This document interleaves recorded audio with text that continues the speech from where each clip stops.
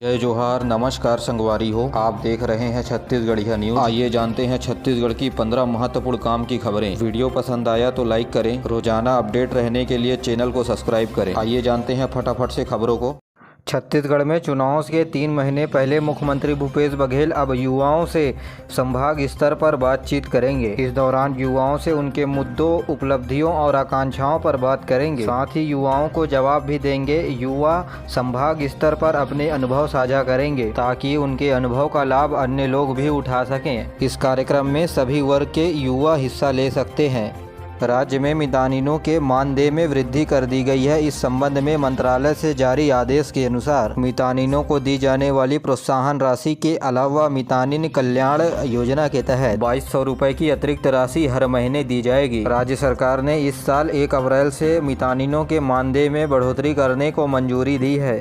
राष्ट्रीय सांख्यिकी कार्यालय के क्षेत्रीय कार्यालय रायपुर के द्वारा इन दिनों छत्तीसगढ़ प्रदेश में स्वच्छता पखवाड़ा मनाया जा रहा है। इस दौरान बोरसी केंद्र में स्वच्छता कार्यक्रम आयोजित किया गया। इस दौरान बोरसी बाजार में आने वाले दुकानदारों और ग्राहकों को अपने आसपास गांव में स्वच्छता को बनाए रखने के लिए प्रेरित किया गया। वहीं हाई स्कूल के परिसर में भी स्वच्छता जागरूकता कार्यक्रम आयोजित किया गया। इस दौरान लोगों ने वृक्षारोपण कर पर्यावरण के प्रति अपनी जिम्मेदारी निभाने का संकल्प लिया। राष्ट्रीय सांख्यिकी कार्यालय के उप महानिदेशक रोशन लाल साहू ने कहा, स्वच्छता पखवाड़े के दौरान स्वच्छता कार्यक्रम से संबंधित विभिन्न प्रकार के कार्यक्रम चलाए जा रहे हैं जो प्रदेश में 15 जुलाई तक जारी रहेंगे। इस कार्यक्रम में लोगों को आसपास और अपने कार्यस्थल के चारों ओर सफाई रखने के लिए प्रेरित करना है। गौरतलब है कि केंद्र सरकार ने जल संसाधन मंत्रालय और स्वच्छता मंत्रालय को नोडल संस्थान के रूप में देखरेख करने को कहा है। छत्तीसगढ़ विधानसभा का मानसून सत्र 18 जुलाई से 21 जुलाई के बीच प्रस्तावित है। 17 जुलाई को हरेली त्योहार के बाद भारतीय जनता पार्टी राज्य सरकार को विभिन्न मुद्दे के ऊपर घेरने की तैयारियां बना रही है। छत्तीसगढ़ विधानसभा के नेता प्रतिपक्ष नारायण चंदेल ने बयान जारी करते हुए कहा कि यह दुर्भाग्य की बात है। छत्तीसगढ़ में ये दुर्भाग्य की बात है कि जब से राज्य सरकार ने अपनी कमान संभाली है तब से विधानसभा में कोई भी सत्र पूरा नहीं हो पाया है। समय से पहले ही विधानसभा सत्र को रद्द कर दिया गया। यह परिचायक है कि विधायकों के द्वारा कांग्रेस सरकार के ऊपर विश्वास नहीं है। श्री चंदेल ने आरोप लगाया कि सरकार चर्चा से बचना चाहती है। उन्होंने कहा कि विधानसभा में विपक्ष तो प्रश्न पूछेगा और उन्हें सवाल का जवाब देना होगा। ऑनलाइन सट्टा एक्ट के तहत छत्तीसगढ़ में दुर्ग पुलिस ने कार्रवाई करते हुए 5 आरोपियों को गिरफ्तार किया है। जिले के उप पुलिस महानिदेशक राजीव शर्मा ने बताया कि ये सट्टा वैशाली नगर से कार में बैठकर संचालित कर रहे थे। इनके पास से 6 नग मोबाइल, विभिन्न बैंकों के ATM कार्ड, चेकबुक, पासबुक और अन्य दस्तावेज बरामद किए गए हैं। एंटी क्राइम साइबर यूनिट द्वारा थाना नगर वैशाली नगर में एक्ट के तहत अन्य मोबाइल नंबरों का खुलासा हुआ है। वहीं रायपुर पुलिस ने भी ऑनलाइन सट्टा एक्ट के तहत डोंगरगढ़ से एक आरोपी को गिरफ्तार किया है। रायपुर में 18 और 19 सितंबर के बीच G20 सदस्यों की बैठक होने वाली है, जिसे लेकर लगातार बैठकें जारी है। इस संबंध में प्रदेश के महासचिव अमिताभ जैन ने मंत्रालय में सभी अधिकारियों की बैठक ली। मुख्य सचिव ने छत्तीसगढ़ के विभिन्न मार्गों पर छत्तीसगढ़ की विशेषता को प्रदर्शित करने वाले छायाचित्र बनाने के निर्देश दिए। इसके अलावा राज्य के गौरवशाली संबंधित होर्डिंग लगाने के निर्देश दिए। साथ ही विदेशी मेहमानों के लिए छत्तीसगढ़ के संस्कृति से संबंधित नित्य नाच गान कार्यक्रम आयोजित करने के लिए भी कहा। दक्षिण पूर्व मध्य रेलवे रायपुर रेल मंडल के अंतर्गत रायपुर और दुर्ग भिलाई के बीच रेल लाइन में सुधार करने की वजह से 15 से 19 जुलाई के बीच कुछ ट्रेनों का परिचालन रद्द रहेगा। Raipur Durg MEMU passenger, Raipur Dongargarh MEMU passenger, Gevra road Itwari express, Tata Nagar Itwari express, Itwari Bilaspur express, Itwari Tata Nagar express और Raipur Dongargarh MEMU passenger local train रद्द रहेगी। इसके अलावा 8 गाड़ियां विलंब से रवाना होंगी। साथ ही बरौनी गोंदिया एक्सप्रेस परिवर्तित मार्ग नैनपुर जबलपुर होकर चलेगी। वहीं रायपुर रेल मंडल के अंतर्गत सरोना कुम्हारी के बीच परसदा फाटक में मरम्मत कार्य के चलते आज रात 8 बजे से 14 जुलाई के शाम 8 बजे तक सड़क यातायात पूर्णतः बंद रहेगा।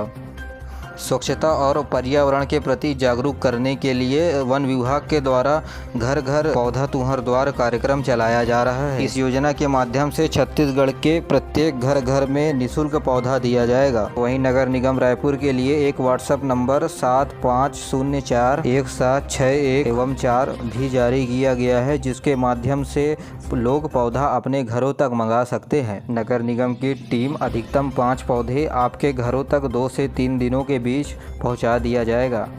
और अब पेश है मौसम का हाल। प्रदेश में लगातार रुक रुक करके बारिश हो रही है। मौसम विभाग ने अगले 24 घंटे के दौरान बस्तर संभाग के कांकेर, बीजापुर, गरियाबंद तथा बस्तर जिले में हल्की मध्यम से भारी बारिश होने की चेतावनी जारी की है। इस दौरान राजनांदगांव में लगातार बारिश होने की वजह से स्थित जलाशयों का जल स्तर बढ़ गया है। प्रशासन ने मोगरा बैराज के गेट खोल दिए हैं। करीब यहां से 2000 क्यूसिक पानी छोड़ा जा रहा है। वहीं शाखा नाला, घुमरिया नाला तथा खातू टोला के बैराज से लगातार पानी छोड़ा जा रहा है, जिससे शिवनाथ नदी का जल स्तर बढ़ गया है। सुकमा जिले के डीआरजी कोबरा बटालियन और दंतेवाड़ा के डिस्ट्रिक्ट पुलिस ने संयुक्त टीम ने लगातार नक्सलियों के खिलाफ छापा मारा और इसी दौरान 2 बड़े माओवादी कैंप को ध्वस्त कर दिया है। इस दौरान 4 आईईडी और भारी मात्रा में सामान बरामद किए गए हैं। सुकमा जिले के पुलिस अधीक्षक किरण चौहान ने बताया, संयुक्त ऑपरेशन गुगुंडा सीमा तेड़ तुमेलपाल टोयापार की पहाड़ियों में चलाया गया। इस दौरान माओवादियों के साथ सुरक्षा बलों की भी मुठभेड़ हुई। जवाबी कार्रवाई में माओवादी जंगल का फायदा उठाकर वहां से भाग गए।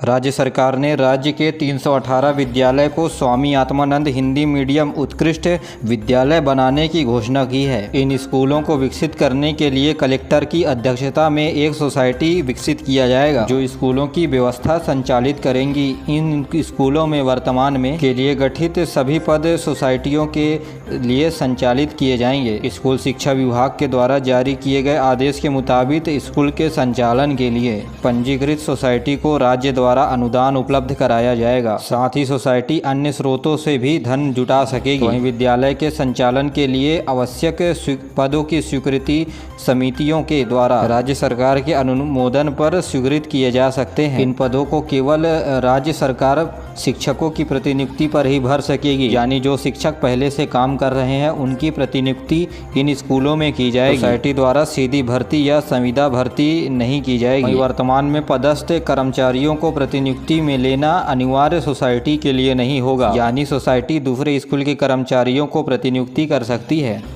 विश्व का सबसे ज़्यादा जनसंख्या वाला देश में आज 11 जुलाई को विश्व जनसंख्या दिवस मनाया जाएगा और इस अवसर पर भी छत्तीसगढ़ में 15 दिनों के लिए जनसंख्या नियंत्रण पखवाड़ा मनाया जाएगा। गांव से लेकर शहरों तक विशेष अभियान चलाकर पुरुष और महिला नसबंदी में फैली अज्ञानता और भ्रांतियों को दूर किया जाएगा। पखवाड़े के दौरान मितानिन और एएनएम घर घर जाकर लोगों को चिन्हांकित कर संदेश देंगे। यह पखवाड़ा आगामी 24 जुलाई तक चलेगा।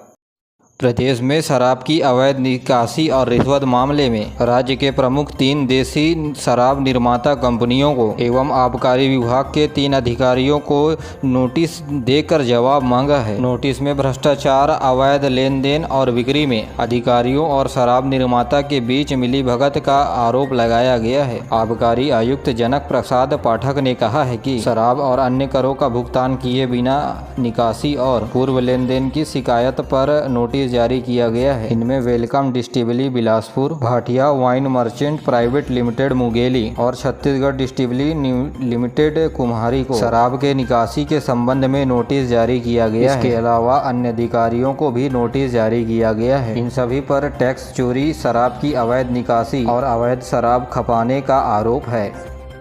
छत्तीसगढ़ के राज्यपाल विश्वभूषण हरिचंदन ने अपने उड़ीसा प्रवास के दौरान पुरी स्थित भगवान जगन्नाथ के दर्शन कर पूजा अर्चना की तथा देश और प्रदेश वासियों के लिए खुशहाली की कामना की। उनके साथ राज्य की प्रथम महिला सुप्रभा हरिचंदन भी मौजूद थी। मुख्यमंत्री भूपेश बघेल ने बालोद जिले के ग्राम भरदा टटेंगा में माता बिंदेश्वरी बघेल के नाम से बिंदेश्वरी पार्क का लोकार्पण और उनकी मूर्ति का अनावरण किया। उन्होंने बिंदेश्वरी पार्क के सौंदर्य और भवन निर्माण के लिए 50-50 लाख रुपए देने की घोषणा की। वहीं खरखरा नदी से टटेंगा तक 3.5 किलोमीटर सड़क निर्माण के लिए 65 लाख रुपए की राशि स्वीकृत की। इससे पहले मुख्यमंत्री भगवान शिव के मंदिर पर पूजा अर्चना कर प्रदेशवासियों के सुख समृद्धि की कामना की। भारतीय जनता पार्टी ने चुनाव घोषणा पत्र समिति के बाद अब आरोप पत्र समिति बनाई है। वरिष्ठ विधायक अजय चंद्राकर को इस समिति का संयोजक बनाया गया है। वहीं पूर्व विधायक प्रेम प्रकाश पांडे और ओपी चौधरी समिति के सदस्य हैं। कोंडागांव कलेक्टर दीपक सोनी ने कलेक्ट्रेट के सभा कक्ष में बैठक के दौरान कुकोड़ी में बनने वाले इथेनॉल प्लांट में और इस समीक्षा के दौरान प्लांट निर्माण से जुड़े एजेंसियों से बॉयलर, टरबाइन, वाटर ट्रीटमेंट समेत प्रत्येक कार्यों की समीक्षा की। साथ ही उन्होंने प्लांट के निर्माण को तेजी से पूरा करने के लिए कहा और उन्होंने इस प्लांट में जल्द से जल्द लोगों को भर्ती करने और भर्ती के दौरान स्थायी लोगों को प्राथमिकता देने की बात कही। राजनांदगांव जिला सी मार्ट की बिक्री पर प्रदेश में दूसरे स्थान पर है। इन केंद्रों में अब तक 2 करोड़ 15 लाख रुपए की वस्तुओं की बिक्री की गई है। इसमें छत्तीसगढ़ के परंपरागत वस्तुओं के समेत अन्य वस्तुओं की बिक्री की जा रही है, जिससे स्थानीय लोगों का रुझान लगातार बढ़ते जा रहा है। स्कूल शिक्षा विभाग, महिला एवं बाल विकास समेत विभाग अन्य विभागों के अलावा स्थानीय लोग सी मार्ट के जरिए वस्तुओं को खरीद रहे हैं। सी मार्ट के जरिए स्थानीय वस्तुओं को उचित मूल्य दिया जा रहा है। छत्तीसगढ़ में इस साल हरेली के त्यौहार पर 17 जुलाई को छत्तीसगढ़िया ओलंपिक की शुरुआत होगी। लगभग 2 माह 10 दिन तक चलने वाली यह प्रतियोगिता 6 चरणों में आयोजित की जाएगी। इस प्रतियोगिता में बच्चों से लेकर बुजुर्ग तक हिस्सा ले सकेंगे। इन खेलों में सामूहिक खेलों के अलावा एकल खेलों के कुल 16 खेलों को सम्मिलित किया गया है। इस बार एकल श्रेणी में रस्सी कूद और कुश्ती को भी जोड़ा गया है। प्रतियोगिता का समापन 27 सितंबर को होगा। प्रथम चरण पे युवा मितान क्लब की ओर से नॉकआउट स्तर पर 17 से 22 जुलाई के बीच आयोजित किया जाएगा। वहीं जोन स्तर पर यह प्रतियोगिता 26 से 31 जुलाई के बीच होगी। विकास खंड और क्लस्टर स्तर पर आयोजन 1 अगस्त से 21 अगस्त के बीच होगा। जिला स्तर पर यह प्रतियोगिता 25 अगस्त से 7 सितंबर तक और संभाग स्तर पर 10 सितंबर से 20 सितंबर के बीच आयोजित की जाएगी। वहीं राज्य स्तर की खेल प्रतियोगिताएं 25 सितंबर से 27 सितंबर के बीच होगी।